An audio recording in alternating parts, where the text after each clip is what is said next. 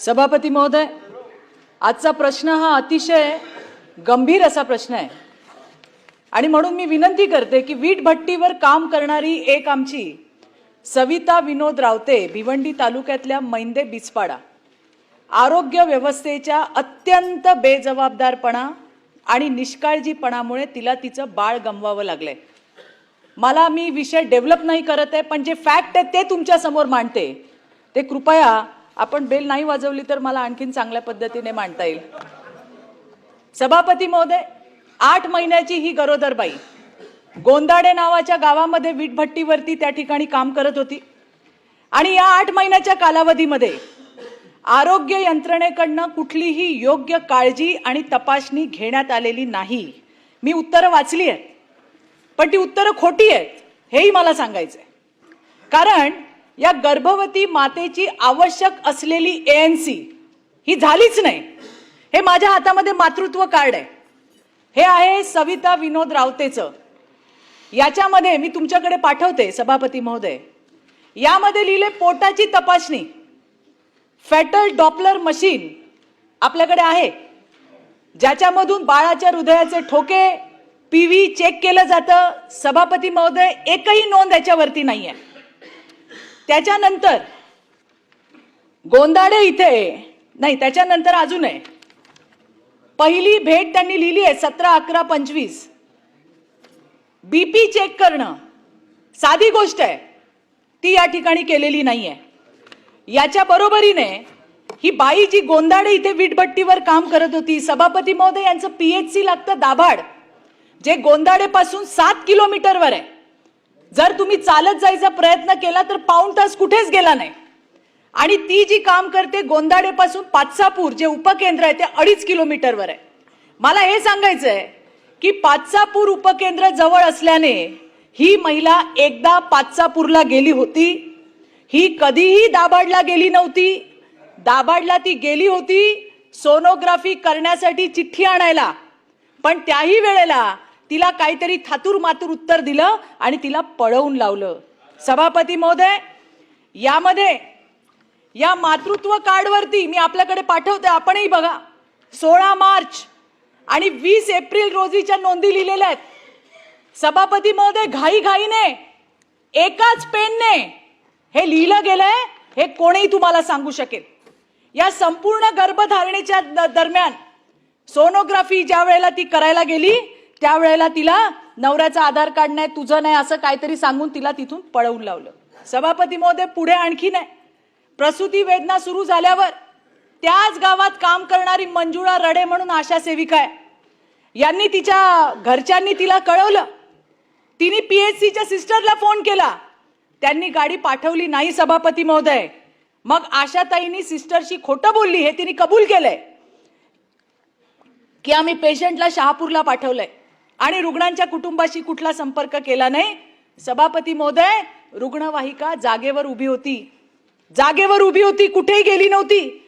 आशाताई CHO यांच्या समन्वय नव्हता आणि या समन्वय अभावामुळे रुग्णवाहिकेच्या चालकाला मेसेजच गेला नाही, गाडी तिथेच उभी होती आणि त्या बाईला तिची घरी डिलिव्हरी झाली आणि त्याच्यात त्याचं बाळ गेलं। सभापती महोदय, या घटनेच्या वेळेला कोण होतं? डॉक्टर हितेशा पाटील BAMS या कर्तव्यावर होत्या।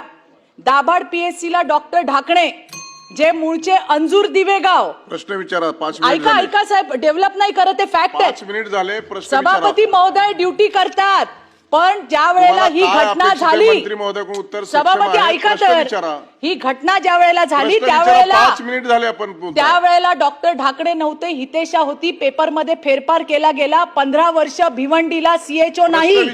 हा एक विषय आहे। नाही, पुढचं तर ऐका, माहिती मिळालेली आहे सभागृहाला, प्रश्न विचारा, आपल्याला काय? सभापती महोदय, ही घटना एप्रिलच्या शेवटच्या आठवड्यात झाली आहे आणि आता 8 दिवसात त्या बाईच्या नवऱ्याला जिल्हा रुग्णालयाच्या ऑफिसमध्ये नेण्यात आलं।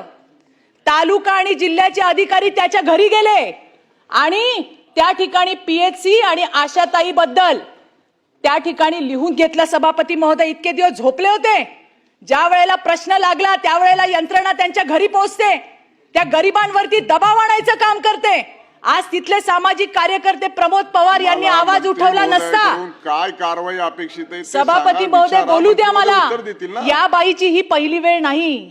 याच्या आधी सुद्धा सोनोग्राफी आणि अँब्युलन्स न मिळाल्यामुळे तिने ऑलरेडी आपलं एक बाळ दगावलंय सभापती महोदय. आणि म्हणून माझे प्रश्न आहेत. प्रश्न पहिला की आरोग्य केंद्रामध्ये रुग्णवाहिका त्या ठिकाणी उपस्थित हजर असताना कर्मचाऱ्यांच्या बेजबाबदारपणामुळे वेळेवरती न मिळाल्याने बालकाचा घरात खून झालाय आणि तो प्रशासकीय खून आहे. मृत्यूनंतर कागदोपत्री सोपस्कार करण्यासाठी मातृत्व कार्डवर एकाच दिवशी खोट्या नोंदी करणाऱ्या, रुग्णवाहिकेबद्दल वरिष्ठांशी खोटं बोलणाऱ्या दोषी कर्मचाऱ्यांवर BNS तरतुदीद्वारे एका मुलाचा जीव गेलाय. सदोष मनुष्यवधाचा तुम्ही गुन्हा दाखल करणार आहात का? त्यांना जेलमध्ये पाठवणार आहात का? ही गरीब लोक आहेत, यांना आर्थिक सहाय्य व्हायला पाहिजे, ते शासनाकडनं होणार आहे का? माझा दुसरा प्रश्न आहे. आधी एका PHC मध्ये एका डॉक्टरवर डिलिव्हरी व्हायच्या, इकडे 3 वैद्यकीय अधिकारी, 7 CHO, आणि असं असताना सुद्धा BP न चेक करणं, फेटल डॉपलर मशीन असून एकदाही बाळाचे ठोके PV चेक न करणं, घटना घडली तेव्हा एक डॉक्टर कागदोपत्री दुसऱ्याच डॉक्टरचं नाव दाखवतायत. वारंवार आपल्याला सूचना या देतोय. बोगस प्रश्न कारभारावर विचारा आपण. संपूर्ण यंत्रणेवर, फक्त आशा नाही सभापती महोदय, याच्यामध्ये DHO, याच्यामध्ये CHO, याच्यामध्ये मेडिकल ऑफिसर यांच्यावर काय ठोस कायदेशीर आणि दंडात्मक कारवाई करणार. सभापती महोदय, मला आरोग्य मंत्र्यांना सांगायचंय, आम्ही रडतो PHC ला तुम्ही त्या ठिकाणी CHO वाढवा, मेडिकल ऑफिसर वाढवा, इथं जम्बो आहेत सगळे, आणि असं असताना सुद्धा बालकांचे जीव जात आहेत. तुम्ही मला बोलू नाही देत, नाही तर मी आणखीन पुढची यादी सांगितली असती. मला हेच सांगायचंय सभापती महोदय, तुम्हाला या काय सगळ्यांना कारवाई अपेक्षित आहे ते विचारा, अक्कलकुवा मंत्री धडगावला महोदय उत्तर पाठवून द्या देतील. मुश्रीफ साहेबांच्या इथे, त्यांना कळेल काम काय असतं ते. धन्यवाद सभापती महोदय.